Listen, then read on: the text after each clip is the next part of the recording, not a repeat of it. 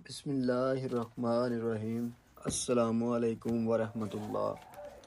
کتاب قصص الانبیاء کے مصنف نے لکھا ہے کہ بادشاہ سے پہلے فرعون مزدوری اور تجارت کرتا تھا۔ ایک روز تنگ آ کر فرعون بازار کے لیے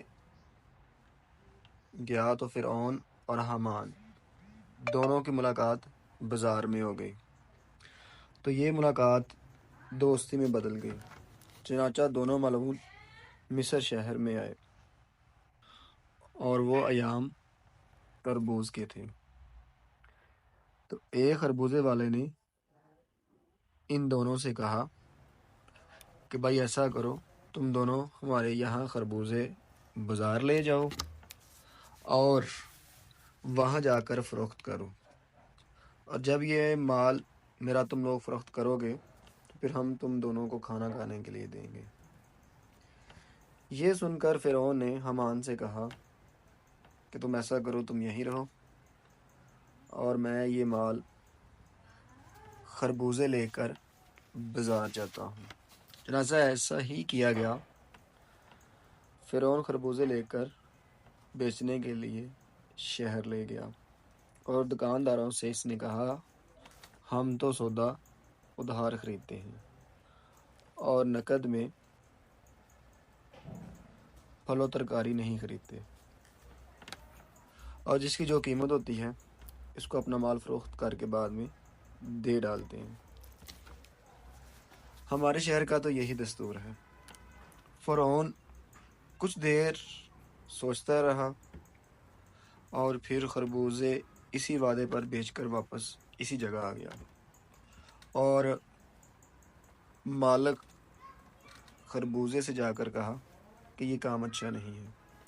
اتنا بول کر وہاں سے چل دیا اور پھر شاہ مصر کو جا کر ایک درخواست پیش کر دی کہ میں بعید الوطن غریب ہوں اور کھانے پینے سے بھی عاجز ہوں۔ فدوی کو کوئی کام اس شہر مصر میں جہاں پناہ کی سرکار عالی میں موافق گزرے تو غلام کو اس جگہ پر معمول فرما کر سرفراز فرمائے۔ یہ سن کر بادشاہ نے کہا کہ تو کون سا کام کرنا چاہتا ہے؟ فرعون بولا، دروگی مقبرہ، اسی شہر کا چاہتا ہوں کہ بے اجازت میرے وہاں کوئی مردہ دفن نہ کر پائے۔ یہ سن کر بادشاہ مصر نے فرعون کو گورستان کے دروگی دے دے، یعنی کہ قبرستان کا اسے حاکم بنا دیا۔ تب دروازے پر گورستان کے جا بیٹھا۔ قضاء الہی سے ایسا ہوا کہ اسی سال میں مصر میں وبا پھیل گئی اور بہت آدمی مرنے لگے۔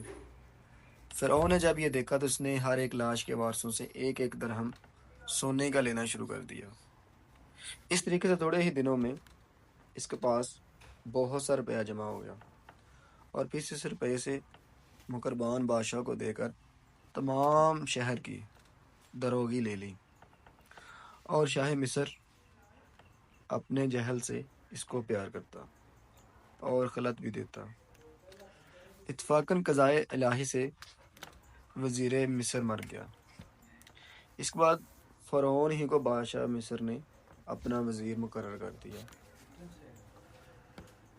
اس وقت فرعون نے حامان سے کہا، میں چاہتا ہوں کہ میں خدائی کا دعویٰ کروں تاکہ ساری مخلوق کو اپنا معبود جانے اور میری پوجا کر سکے۔ یہ سن کر حامان نے اس سے کہا کہ اگر تو خدائی چاہتا ہے تو یہ کام آہستہ آہستہ کر، سب سے پہلے تو اپنی مخلوق اپنے ہاتھ میں لے لو۔ فرعون نے کہا، ایسا کرنے کی کیا تدبیر ہے؟ کیونکہ تمام لوگ اس وقت حضرت یوسف، حضرت یعقوب کے دین پر مستحکم ہیں، کس طرح ان کو اپناؤں؟ آخر اس کی کیا تدبیر ہو سکتی ہے؟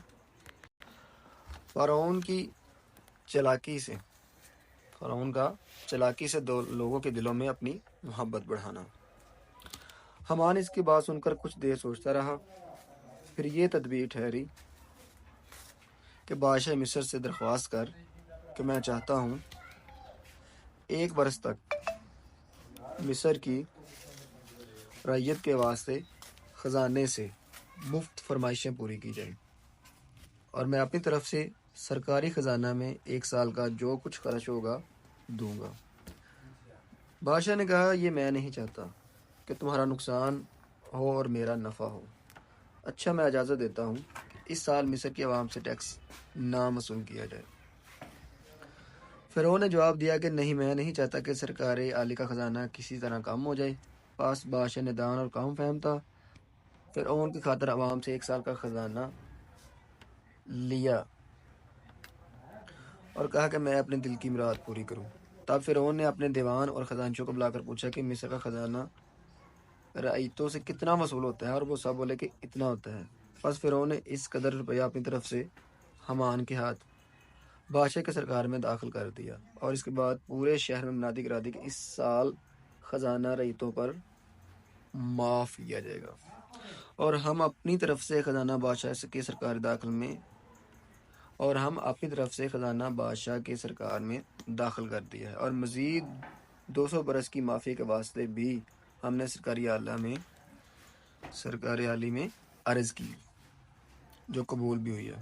پھر تو تمام رعیہ مصر کی یہ بات سن کر بہت خوش ہوئی، اور غریب و مساکین جتنے تھے سب نے فرعون کی ترقی کے واسطے دعائیں کی، اور سب کے سب خدا کا شکر بجا لائے۔ بس 3 سال کا خزانہ موقوف ہونے سے مصر کی رعیہ کو فراغت ہو گئی، اور چند ہی روز بعد بادشاہ مصر خود اپنی موت مر گیا، اور کوئی بھی اس کا والی وارث نہ تھا جو اس کے تخت شاہی پر بیٹھ سکے۔ چاچا بادشاہ مصر کی تجہیز و تکفین کے بعد 3 دن تک تعزیت کی گئی، اور چوتھے روز تمام شہر کے لوگ، قاضی، مفتی، عالم، فاضل، امراء، غربا، چھوٹے بڑے، غرض سبھی بادشاہ دربار میں حاضر ہوئے اور کہنے لگے کہ بادشاہ کے تخت پر کس کو بٹھانا چاہیے، کیونکہ ملک بے سراپا ہو گیا ہے۔ آخر کار فرعون بادشاہ بن گیا، کیونکہ مصر کے لوگوں نے فرعون سے نیکی دیکھی تھی کہ 3 برس کا خزانہ مصر کو معاف کیا تھا، اور اپنے پاس سے 3 برس کا روپیہ بادشاہ کو دیا تھا، اس لیے سب اس سے خوش تھے، اور یہی خیر خواہی دے کر سب نے اس فرعون مردود کو تخت پر لے جا کر بٹھا دیا۔